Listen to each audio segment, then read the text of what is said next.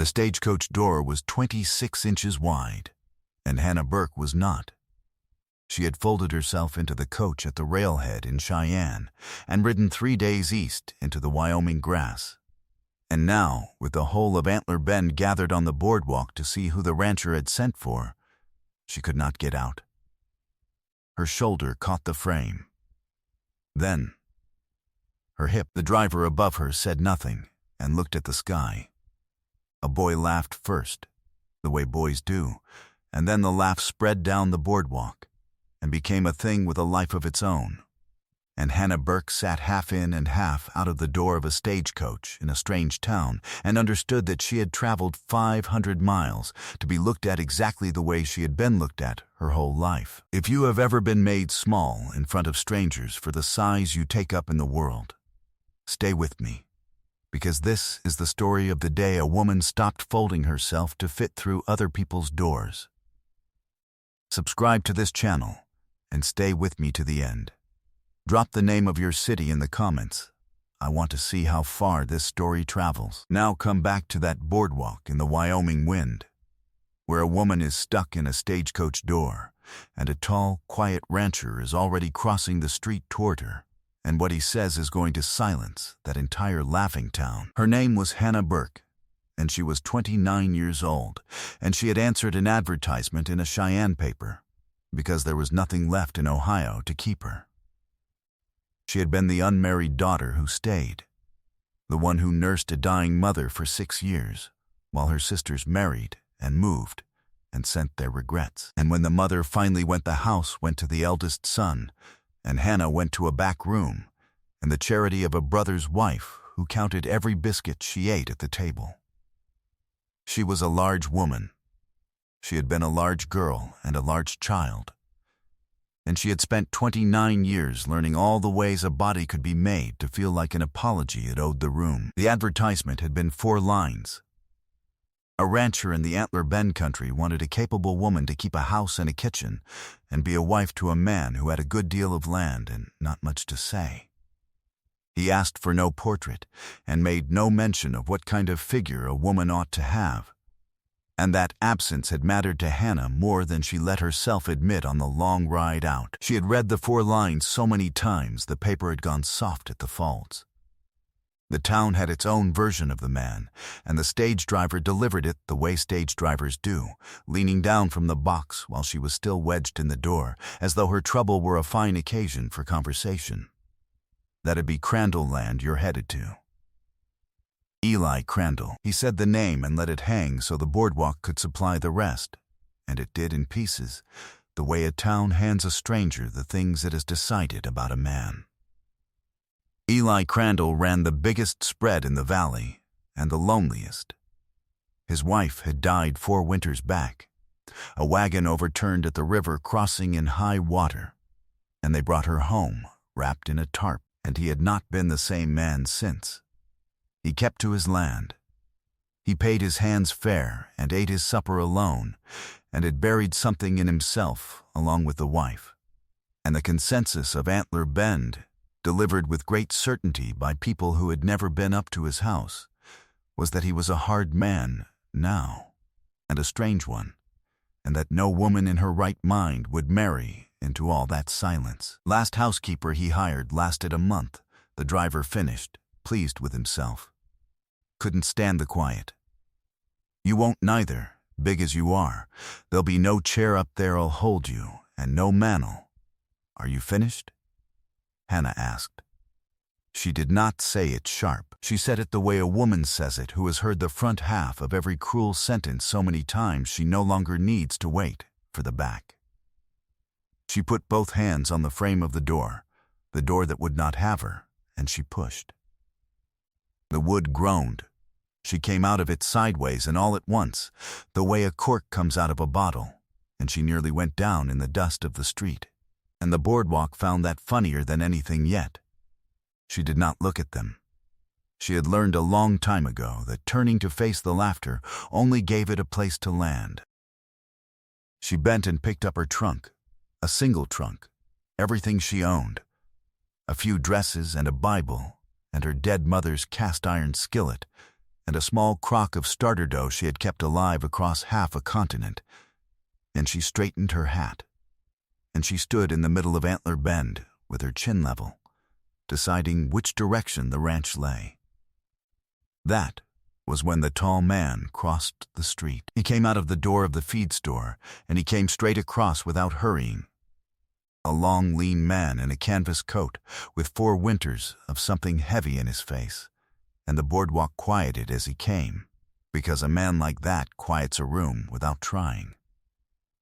He stopped in front of her. He looked at her, and it was not the long, slow measuring look she had braced for, the one that starts at the crown and travels down.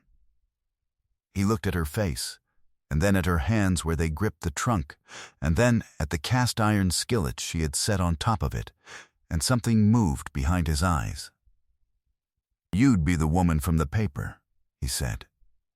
His voice was low and rusted, like a gate that had not been opened in a while. Hannah Burke. She waited for the rest. She had spent 3 days on a train and a stage, rehearsing how she would stand when he flinched. He did not flinch. He looked at her standing there in the dust with her trunk and her skillet, and her whole self refusing to apologize for the room it took, in front of a town that had just laughed itself raw. And Eli Crandall said the 2 words that the people of Antler Bend would still be repeating to each other a year later. "You're perfect," he said. He did not explain it. He picked up her trunk before she could and carried it to his wagon, and he handed her up onto the bench himself, his hand steady and certain under her arm. And the town watched the strangest thing it had seen all season, which was a hard, silent man treating the woman they had just mocked as though she were the answer to a question he had been asking a long time. She did not know yet what he meant by it. She would learn. But she carried those 2 words up the valley road like a coal in her 2 hands, afraid to look at them too closely in case the warmth went out of them. The Crandall Ranch sat at the head of the valley, where the grass ran up against the foothills, and it was a sound place run by a grieving man, which is a particular thing to see. The house was big and well-built and half-dead. The barns were kept, and the fences were tight, and the stock was fat, because a man can pour himself into work that has nothing to do with the inside of a house. But the house itself had the look of a place a man only slept in. The curtains his wife had hung were still up, gone gray, and no one had moved them. There was a porch swing with a board out of it, and on the kitchen wall, when Hannah went in, there hung a row of copper pots his wife had brought from somewhere back east, beautiful and green-black, with 4 years of neglect. Because to clean them would have been to admit she was not coming back to use them. The kitchen told the rest of the story the way kitchens do. The big range was choked with old grease and cold ash. The pantry was a sad collection of a bachelor's habits: coffee, salt pork, hardtack, a sack of beans. Nothing that took a woman's time, because there had been no woman to give it. The flour had weevils. The whole room smelled of cold iron and long absence. Hannah set her mother's skillet on the dead range and looked at all of it without letting her face do anything, and then she took off her good hat and rolled up her sleeves, because the only cure she had ever found for a feeling was the work standing next to it. She did not ask Eli Crandall what he had meant on the street. He did not say. He showed her the house in 11 sentences and told her the hands took breakfast at 5 and supper at 6, and that there was a room at the top of the stairs that was hers. And then he went out to his cattle and left her to it, which she understood, after a day, was the most respect he knew how to give. To leave a person be and trust them to the work. She scoured the range with sand and lye until the iron came back black and true. She threw out the weevil flour and scrubbed the pantry to the wood. She took down the gray curtains, and she hesitated over them a long moment, because she knew whose hands had hung them, and then she washed them snow-white and hung them back exactly where they had been, in the same folds, so that he would find them clean, but not gone. She found the spring house gone sour and traced it to a dead vole in the cistern, and put it right before noon of the second day, which was a thing the month-long housekeeper had never thought to do, because she had not thought the place was hers to mend. And on the third morning she baked bread. She had kept the starter alive in its crock all the way from Ohio, fed with flour and a stubbornness she had nowhere else to spend, and she set it the first night and baked it the third dawn. 6 loaves. The range roaring, the kitchen filling up with a smell that no one had smelt in that house in 4 years.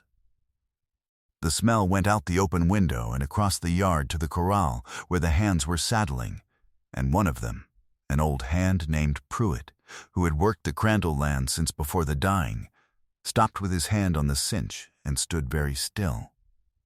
Like a man hearing a song he had forgotten, he knew.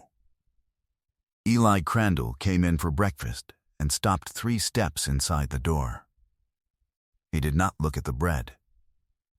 He looked at the white curtains in the window, and then at the steam on the glass, and then for a long moment he could not seem to look anywhere at all.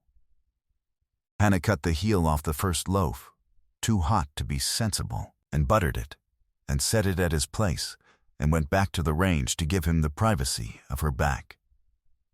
She heard the chair. She heard the long quiet. When she turned, the plate was clean, and he was standing at the window with his back to her, and his shoulders set the way a man sets them when something is moving in him that he has not given leave to move. "When did you last sit down to a proper meal?" she asked. It was a while before he answered. "Don't recall," he said. And then, lo, the most he had offered yet.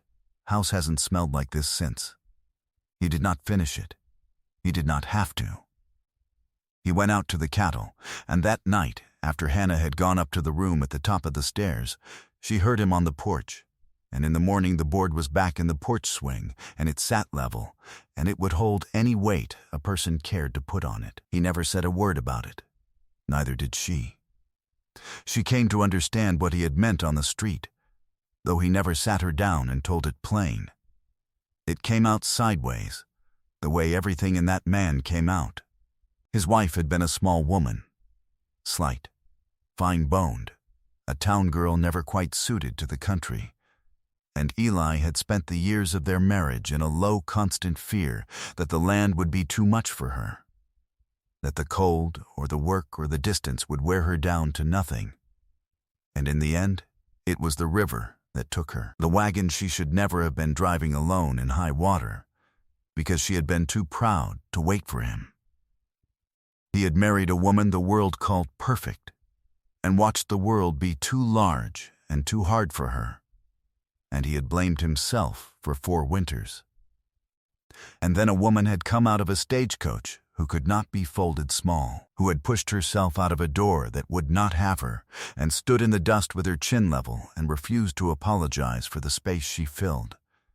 And something in Eli Crandall had recognized her on sight as exactly what the country needed and what he had failed to keep before. "You're perfect." He had not meant it as the town heard it. He had meant, "You will not break. I will not have to be afraid for you." It was the only kind of love he had left, and he laid it at her feet the only way he knew, which was to leave her be and trust her to the work and fix the things she touched before she could ask. It was a man down in the valley who broke the quiet they had built. Vernon Tillman owned the bank in Antler Bend and a good deal of paper besides. And 4 years back, when Eli Crandall had buried his wife and gone half to ground with grief, Tillman had quietly bought up a note against the Upper Crandall water rights that Eli's father had taken in a lean year. He had been waiting ever since, the way that kind of man waits, for the grief to finish its work and the silent rancher to drink himself down or simply quit, so the water could fall to him, and with it the leverage over half the valley that drank from the same creek. A clean barn and a baking chimney and a sound porch swing were not in his plan. He rode up the valley in the third week of November, with a paper and a smile, and the smell of bread on the air did not please him at all. The note called for $200 by the 1st of December, or the upper water passed to the bank, and Tillman read it out in the yard loud enough for the hands to hear. And then he looked Hannah over slow, the long measure, and said to Eli in front of all of them, "Sent away for that, did you? Reckon a man gets lonely. Though I'd have thought you'd want one that fit through your doors." He smiled, certain of his ground. Eli Crandall took one step, and his hand closed. And Hannah laid her own hand flat on his forearm, not gripping, just resting there, and said low, "Not over me, and not with him wanting you to." The hand opened. It was the first time she had touched him, and the first time he had let himself be stopped, and neither of them remarked on it. That night, the early blizzard that had been building over the foothills came down on the valley all at once, and it caught the cattle in the low pasture against the drift fence, and Eli and the hands rode out into the dark of it to move them before they smothered. Hours into the worst of it, a horse came back to the barn alone, and Hannah did not wait. She pulled on a man's coat and lit a lantern and went out into a wind that took the breath out of her, and she found Eli Crandall a quarter-mile out, down in the snow where his horse had gone through ice over a coulee and rolled and pinned him. His leg caught under 800 pounds of frightened animal. She did not waste a word. She got the lantern set, and she got her shoulder under the horse's haunch, and she lifted, the full weight of it, the thing the whole town had spent its laughter on, the size of her, the strength the world had only ever counted against her, and she lifted the horse enough for Eli to drag his leg clear. And then she got him up and got his arm over her shoulders and took his weight the whole quarter-mile back through the blizzard to the barn. Inside, in the lantern light, she cut the boot off the swelling leg, and found it broken clean, and set it the way her mother had taught her to set the bones of dying men, with her mother's own skillet for a weight and slats of broken crate for splints, and Eli Crandall made no sound the whole time, but one, near the end, which was her name. Just that. Hannah. She sat up with him through the rest of that storm, feeding the barn stove, watching the leg, and somewhere in the deep middle of the night he began to talk, looking at the fire and not at her, the way he did everything. He told her about the river and the high water and the wagon and the 4 winters, of believing it was his fault for marrying a woman too fine for the country and not making her wait. He told her he had stopped saying his wife's name because saying it felt like agreeing she was gone. He said it all low and even and terrible. And when he was done, he was quiet a long while. Hannah did not tell him it was all right. She did not crowd the room with comfort to cover the size of the thing he had set down.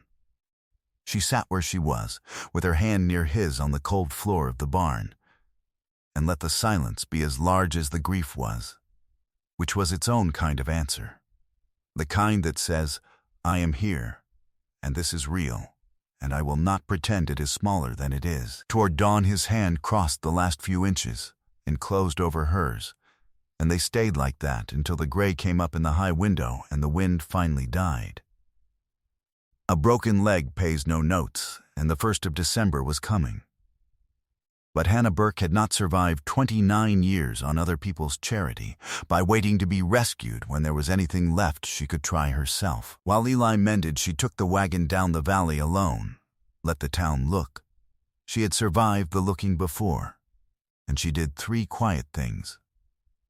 She called on the old county surveyor, who had no love for Tillman, and had him put on paper that the upper Crandall water fed not only the ranch, but the wells of half of Antler Bend, so that Tillman owning it meant Tillman owning the town's throat. She filed it with the county, and she sat down with old Pruitt, who had a memory like a steel trap, and together they wrote out every payment the Crandall Ranch had ever made into Tillman's bank against debts already cleared.